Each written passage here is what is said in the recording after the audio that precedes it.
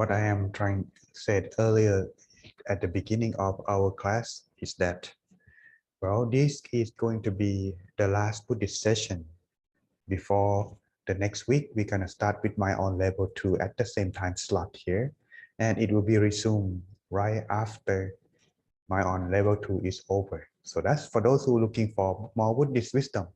You can send in the topic that you may have interest in, so I can have some time to look into it and making more presentation much more interesting and better for the future Buddhist knowledge class. Either way, these are advanced class for those who practice meditation regularly and want to learn further how can adapt meditation into their daily life, and maybe they can learn and apply the Buddhist wisdom along with that as well. Or you can take this as Buddhist session class that you can learn like every day or in college or something like that. So that way you can know what is going on in the East. So that's today. Or the reference that I have mentioned in the Buddhist session, sometime it will be referred to the previous session. For those who are new or missing some of the session that has been previously portrayed in our session, you can check on our YouTube channel, GTM or Great Teaching Monk, on the playlist named Buddhist Knowledge. But don't get confused though, because there are two Buddhist Knowledge, one for the podcast that will be supplemental for every session that has been gone under, and also the Buddhist Knowledge as a video. So that's everyone. Make a look and take a check in there, so that way you can get to learn more with the Buddhist wisdom along with that. So now let's get back to our session. Are you ready, everyone? If you are, give me some sign, show up some thumbs up, so that way I know you don't fall asleep. Okay. All right. Thank you, Mr. Kuma. Let's begin our session.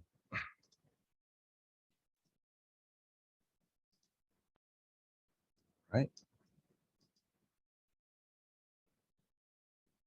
Okay, just one moment. Here we go. This better. Right. Good. Today topic 4 types. Oops, I forgot an S. Anyway, I'll fix that later. But you get to know what I'm saying.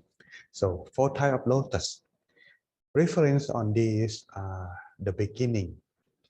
If you recall from the podcast or the previous session that maybe have wondering about the Buddha after his enlightenment, he was hesitate for a few moments whether he should teach the knowledge that he found or not during the time of his enlightenment.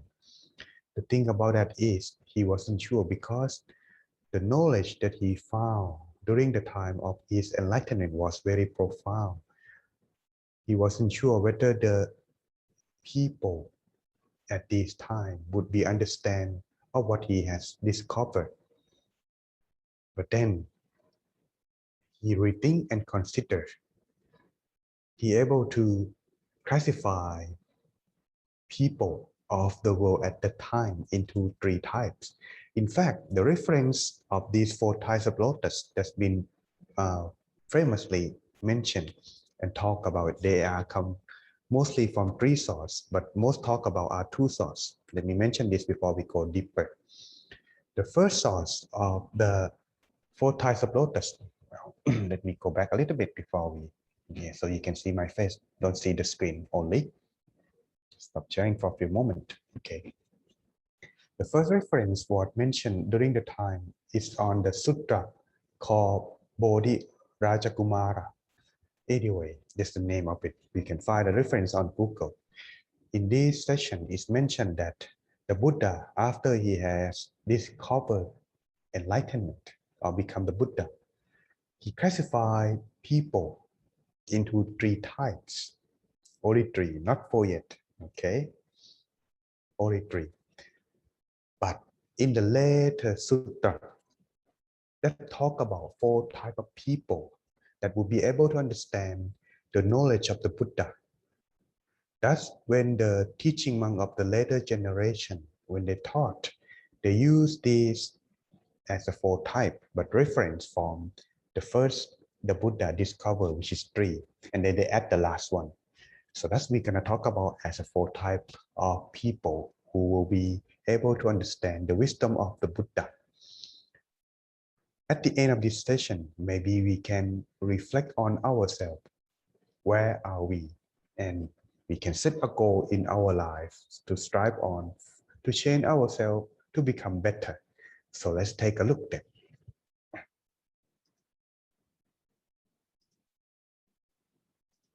Right? 4 types of lotus. According to the Buddhas, on his wisdom, he has found, first of all, there are 3 types. But now, as I mentioned, there will be 4 now. However, before we go too deeper, let's start or take a look what is lotus. You know, you can just say, oh, it's a flower or something. In fact, if you don't really know, since in the West, they hardly see lotus. Well, in Thailand, because it's bloom on a hot climate, weather. In Thailand, there are many kind of lotus. There are 5 lotus. If you check on my Facebook page, you can see that every time I offer lotus to the pagoda, there are many kind of lotus in there. So that's maximum, there are 5. So just let you know, sometimes I could not get 5, get 2 or 3, depends. But either way, just let you know there are 5 lotus kind of in there. The lotus, as in Buddhism, it is the flower, symbolize the Buddha. Some even said that the lotus flower signified because when the Buddha was born, the lotus bloomed from the ground, supporting his feet while he walked for the first time after he was born right away for 7 steps. That signified the symbol of the Buddha. Also, if you recall on the session that I was talking about the Buddhist cosmology, that the origin of the world at this time, or in the session called time and time scale rise and fall of the universe, that the first lotus that bloomed into the world was the lotus flower. And these signify how many flowers, how many Buddha that will be born into that world. Luckily, the world that we are living right now, before it's destroyed again, there was 5 lotus flower, which is considered the most the most lotus can ever bloom onto the world. There are no more than 5. Sometimes none, sometimes 1, sometimes 2, sometimes 3, sometimes 4. But the most and the maximum is 5. So that's just for extra knowledge, okay? Now let's get back to our lotus flower. It's a symbol of Buddhism and also the Buddha himself. In the Buddha statue, at the time, you know, especially in Thailand that I get familiar with, they have the lotus bud above on his top of his head that signify the flowers of the Buddha, okay, as well. But the artists of later generation, sometimes they make it into the flame. So that's not exactly the actual image that it was intended to, you know, but just let you know, sometimes you can see the flame on top of the Buddha head, but in fact it is the lotus, but it's not the way to write it. Anyway, so let's get back to that. Now, the Buddha's teachings that there are 4 kinds of lotus. These 4 kinds signify, as you can see in the picture here, one is above the water, one is between the water, one is under the water, and one is in the mud. These are the 4 kinds compared to people. Let's take a look which one that is signified here first. The first one is the unsubmerged lotus. This means the lotus is already above the water and already bloom. This lotus is ready to bloom, or sometimes it's not bloom yet, but as in this case, the Buddha signified that is ready to bloom with just some little bit of wisdom adding in there. So when it's touched by the sunlight, compared to the intelligent people who are ready to understand, just having some keywords understand right away and become enlightened. Just like that. These are the people at the time of the Buddha. My master used to say, just say, oh, keep your mind inside your body, make it become still. Just simple as this. And they become enlightened and fly, go to nirvana right away. These are very intelligent, but it doesn't mean that it can happen to everyone. This is something needs to be practiced and accumulated. That's allow one. It's kind of like you pour water into a glass. When the glass is full, this is like the people like that too, who are ready to be bloomed. Just one adding drop of water, it's become totally enlightened. That is a story that I like to go along with the picture in here as well, so that way you won't get too sleepy. The first one is the story about Yasa Thera. Okay, this is the verse or the Dhamma that the Buddha taught to him. Anu Pupikatha. Kata is mean verse.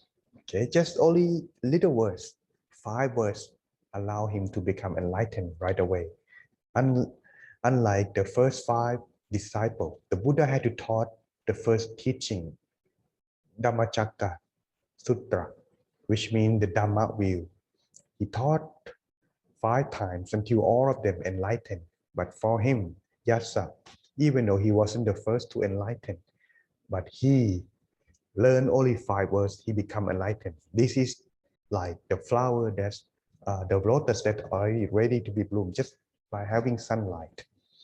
The story goes like this, that Yasa, on his background, he was very rich. And for your information, during the time before Siddhartha, yes, he's not Buddha yet, enlightened. On that day, before he enlightened, there is one lady, her name is Suchada. I forgot to add this in there. Suchada came to offer Siddhartha a tray of food, and he accepting her offering. And then she said, she gave him blessing. She gave him blessing. She said, my wish has been fulfilled. May your wish be fulfilled too. Siddhartha accepted her offering. The background story of Suchada was that this lady was born very rich. And India at that time, when they are going to marry someone into the family or giving a daughter into someone's man's son, they have to have same caste, same wealth. So she make a wish to the tree god that may I have the same equally well husband, the same caste as myself. May I have a young son, a son. This is my wish. And soon after, she got the same caste husband, the same well husband. And not long after that, she has a son. So that's many days goes until she saw Siddhartha sitting under the tree, and she mistook him for the god of the tree. So she made an offering to the god, mistaken him as the god of the tree. But after he accepting, then he meditate and he become Buddha. And as that happened, this lady Suchada is the mother of Yasa. So Yasa, according to the scripture, Yasa has almost the same wealth as Prince Siddhartha, even though he wasn't the king. He wasn't the prince, wasn't born royal. The same wealth here, I mean, is that he had the same palace. One in the rain season, one in the winter, one in the summer. Siddhartha has the same palace too. And he has beautiful women in his palace taking care of him too. He had the same wealth. But then one day, just happened to be the same thing as Siddhartha before he decided to ordain too. On that night, before he went to bed, he has dancer dance for him. All beautiful lady dance for him. but he got bored and he falling asleep. And in the middle of the night, this is when he met the Buddha. He woke up in the middle. He saw all the beautiful ladies sleeping right in front of him in the dance hall. But all when he looking at them, they are not beautiful, are like they used to before when they wake up. So now he feel like this place is chaotic. This place is trouble. He just keeps saying this. This place is chaotic. This place is trouble. He keep talking. So he put on himself a cloth and put on the shoes and he walk in. He just want to run away. He just feel trouble, unlike he ever feel like this before. Make him feel like he don't want to stay here any longer. While he walking into the forest, the Buddha heard what Yasa was thinking. So the Buddha, at the time while he was about to sit and meditate, so he said, Yasa, here is not chaotic. Here has no trouble. Hearing that, he walked straight toward the Buddha and he asked, oh, kind enlightened one, please tell me, how can I find no problem, no chaotic, just like you do? Can you tell me? So that's he showed this sutra. He said, Dana, the Buddha taught him. It is about almsgiving performed for the removal of one's greed and miserliness and the crude form of defilements. 2. Sila. It is about physical and verbal restraint for the purpose of putting an end to unwholesomeness. 3. By practice of dana and sila, one would attain celestial realm. It is the realm of desirable sensual pleasure, which can be gained through dana practice and sila practice. Further, as you can see, as Yasa has already asked the Buddha to teach him in the middle of the night, for the harm of sense desire. The kind of happiness derived from sense desire does not last and is changeable. It is fraught with frustration. Happiness in the celestial realm involves sense desire, but lasts only for a time. Yes, as it implied in the Buddhist cosmology, even though one can go to heaven, but it won't last because nothing is permanent in this whole world and universe. It is not the kind of happiness that one can last forever. But 5. The fruit of abandoning sense desire. Being in the monkhood allows one to accumulate good deeds more readily than being a householder, because it is a life free from worries about other people's life. Understand this, Yasa attained enlightenment. And since he was out, he was staying with the Buddha for the whole night, learning the wisdom and talking about that. But when the morning comes, his father, looking for his son, doesn't find anywhere in the house. So come looking for his son, and they saw the Buddha. So after having a little bit discussion, Yasa asked his father, Father, I would like to ordain and become a monk. And yes, he ordained right after that. And that's the story of Yasa. There are more further in the Buddha's biography, but either way, we're not going to talk about that today. Maybe it's in another time of the Buddhist Knowledge series. Okay. Now for the second type of lotus. Lotus on the water level. These ready to bloom on the next day, on the next day, compared to quite intelligent people who using just a little bit of effort to study or contemplate, are able to understand the Dharma in a short time. In other words, not just 1 word or 2 words, understand like Yasa. Give them some time to practice too. Give them some time to practice their knowledge. Then they will be able to attain. These kind of people, if you compare them, are just like those enlightened ones during the time of the Buddha. Some people ordained within the right after the discourse of the Buddha taught. Some people need to take a few weeks, a few days, a few years, depend, but they are able to enlighten. These are the lotus on the water level. Just like in this story. In fact, I couldn't really find the reference of her name in English or in Sanskrit. So that's I just making her name in the way that I understand from Thai language, okay? But if you can find the Sanskrit reference on this story, please do let me know so I can fix and change this presentation. The story of this is called Pasakali. Pesakali, yes, Pesakali.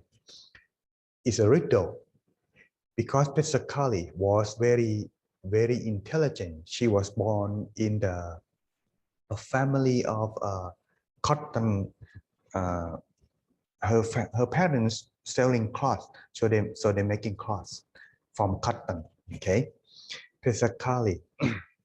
The story goes like this: that during the time when the Buddha was teaching his wisdom throughout the regions, this woman at the time she was about I think it's about 16 years old. She had a chance to encounter the Buddha while he was teaching to the public. The Buddha taught in general, he taught that everyone, life is uncertainty. We never know when it's going to happen. So remind yourself that you sooner or later, you must die one day. So that's, you won't be reckless. Continue to do the good deeds. Remind yourself that soon you will one day and keep your mind training. When he taught like this, it just seemed like just simple, right? But if you're practicing it, it's not just only keep thinking, it's going to turn your mind to negative. It needs to be practice meditation as well. Go together like dana, sila, and bhavana, or giving, observing precept and meditation. So that's from that moment on, after learning from the Buddha, she practiced to remind herself of death all the time, not to be reckless, until the reunion with the Buddha again 3 years after. 3 years after, okay? At that day, she heard that the Buddha is going to teach in public. Normally, the Buddha, when he taught every day, no holiday, no break, but he taught around in public in the evening between 4 to 6. So when she knows it's the time she's gonna go meet the Buddha, she getting herself prepared and ready everything. But on her way, there is some tasks she has to do first, so it's caused her delay. But the Buddha know that if he taught today, she's gonna be benefit. So at 4 o'clock at that time, the Buddha just meditate in silence, don't say anything. So when the people come and gathering, when they see the Buddha doesn't teach or anything yet, they meditate and waiting with him too. Until about almost 6, this lady come, but it's not 6 yet. But when she came, the Buddha tell her, Pesakali has arrived. So he opened his eye and then he said, let her come to me. So the public opened the way for her. She feel like very honored. So she just walking in, just like you see to the Buddha. So the Buddha asked, where are you from? But remember, she's very smart girl, very, very smart, like Yasa. 5 words understand. She too, when the Buddha asked, where are you from? I don't know. Where are you going? I don't know. Don't you know? Yes, I know. Do you know? No, I don't. Understand this? She enlightened right away. Just this. Everyone was like, whoa, why is she disrespect to the Buddha like this? The Buddha understand that everyone would, gonna, you're like, as an adult, you should not do this, don't do it, something like that to her. So the Buddha, behold everyone. Pesakali, she is very smart and intelligent. She had trained herself from the wisdom that I've been taughting her for 3 years. And now she had attained the fruit of enlightenment. Really? Yes. So the Buddha showed to her, to show to everyone, Pesakali, can you answer me on the first questions when I asked you, where are you from? What do you understand? Oh, I understand that you asked me where I am come from, because I don't really know. When I was born, I couldn't really recall where I am from. Good. On the second question, where are you going? Do you understand what I am asking? Yes, because I told you I don't know, because after I die, I don't know where I am going. That's why I said I don't know. On the third questions, when I asked you, don't you know? You said that you know. What do you understand? Then she said, I understand that you're asking me that, do I know that I am gonna die? Yes, I know that I'm gonna die for sure one day. That is why I said, yes, I know. What about the last question? When I asked you, do you know?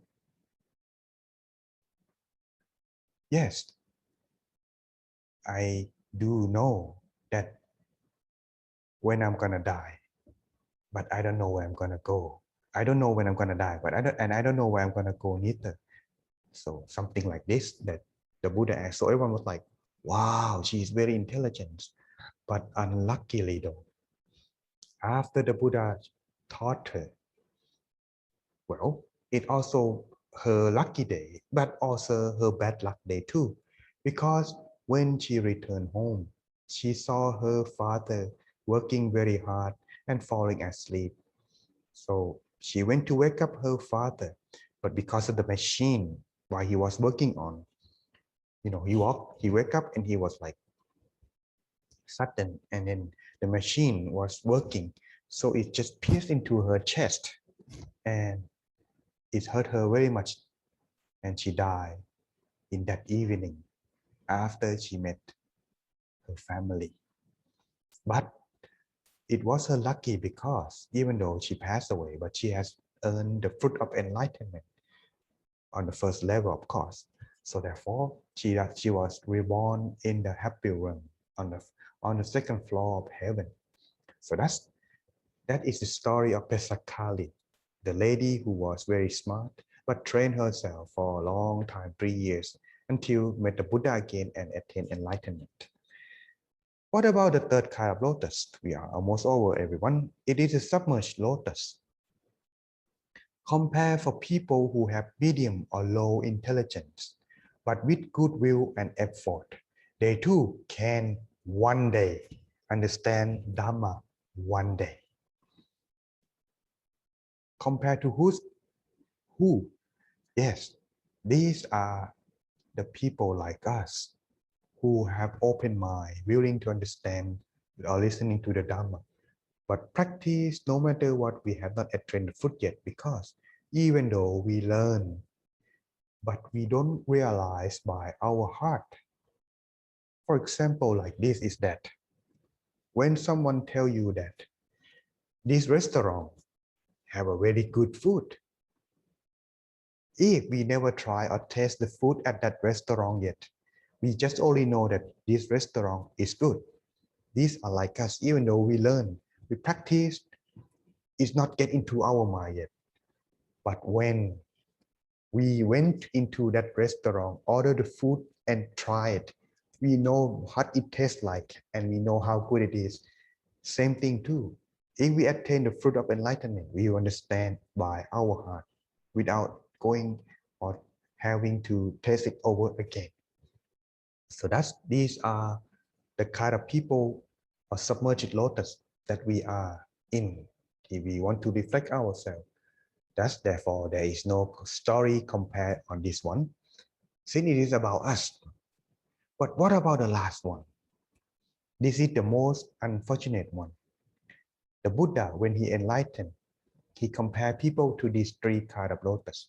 But the first one is not on another sutra, which had combined together become the fourth type of lotus. This fourth lotus is called lotus stuck in mud. Compare for hopeless or ignorant and lazy people who won't understand and will not understand the Dhamma, even repeatedly told to and won't make any effort to learn or to study. These kind of lotus will be food for fish and turtle. Fish and turtle are like their own desire and the current of suffering that flow into their life. No matter how you try to help this kind of person, they will not try to understand or even put effort try to fix their life. That's the Buddha or even enlightened one would not spend their time or try to teach them because it's hopeless.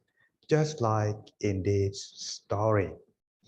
Before we go into this story, let's recall back to the time of the Buddha when he taught to his first 5 disciples. They call this the Panchawakiya or the first 5 disciples. The one with the gray hair, yes, the one who are predicting Siddhartha or Prince Siddhartha that he is going to be the Buddha. And he was there naming Siddhartha during the time of the Buddha's birth too. These 5 of them, after a week, they attain enlightenment, learn from the Buddha. They become enlightened, all of them. And then the Buddha told them to go on their separate way to propagate the religion, the knowledge. And one of them, I am not sure which one, but it said the name is Asachi. So you can choose which one, but not the gray hair one, okay?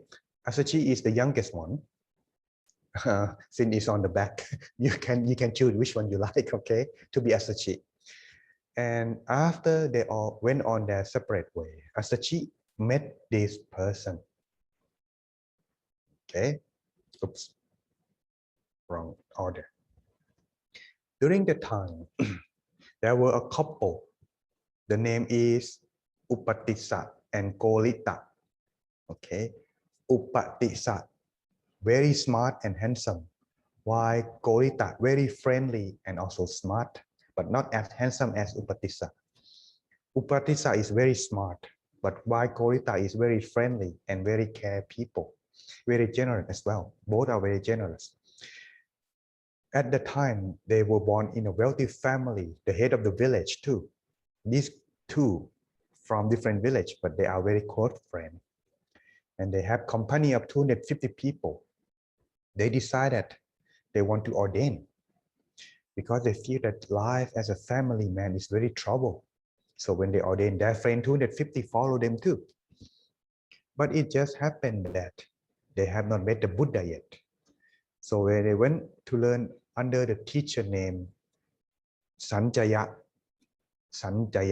okay, one more time, Sanjaya, the great teacher.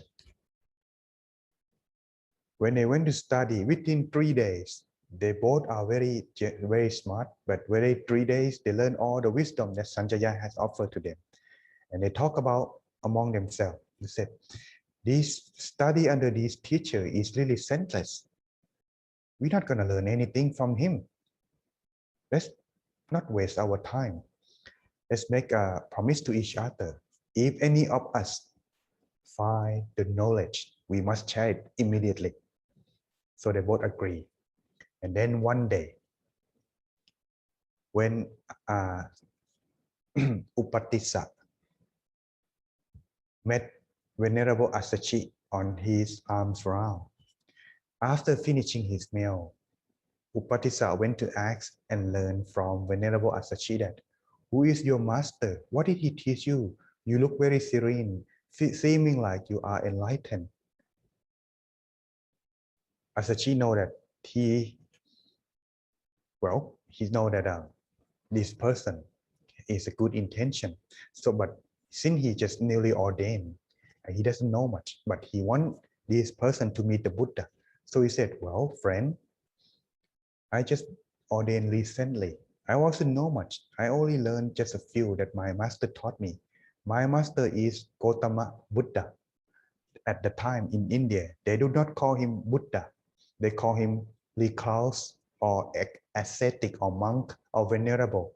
That's how they know. But in the text, they call it samana or recluse or ascetic or monk. Okay, but in the text, you're going to see that recluse. Recluse Gautama. Gautama is the name of our Buddha at this time. My master, recluse Gautama, taught me this and this. Just only one sentence. Actually, 2 sentences, But in one sentence, Upatissa understand and become enlightened on the first level right away. And so, Venerable, wow, your knowledge is very profound. Could you tell me where is your master so I would go and head to him? So Asachi told him that my master is at Veruvana temple, the first temple in the Buddhism. So you can head in that direction, you will meet him. So he went straight to meet his friend, Korita. Yes. Said, hey, Korita, I learned some wisdom. Yeah, what is it? After he finished 2 sentences, Korita too understand and become enlightened on the first level right away. And then they understand, they went to tell their friend, 250 of them, hey friends, so all of them enlightened and want to go learn from the Buddha more. But what about our master? So they went to meet him just like you see in the picture here. These two went to convince the master, Master, we found a way to enlighten. Please, let go with us so that way you can become enlightened too. They do not ask one or twice, they ask him 3 times. First, the master Sanjaya said no. Second, also say no. But on the third, finally he draw his line and he tell like this. The picture is from the Buddha's movie in the India television series. I watched only the first the first episode, but it's a long series, very good about the life of the Buddha. Okay, the great teacher Sanjaya said to them like this. Okay, young men, in this world, are there many who are unwise or many who are wise? And both of them replied to their master, Master, there are few wise people in this world. There are more unwise. Then the master said again, young men, if that be the case, wise men will go to the clouds Gotama, the wise, and those who are unwise will come to me, the unwise. You may go ahead. I cannot in any case accompany you. And as he said that, all of them in his school left to go meet the Buddha, left him alone in silence. When they left the place, the whole place became very silent.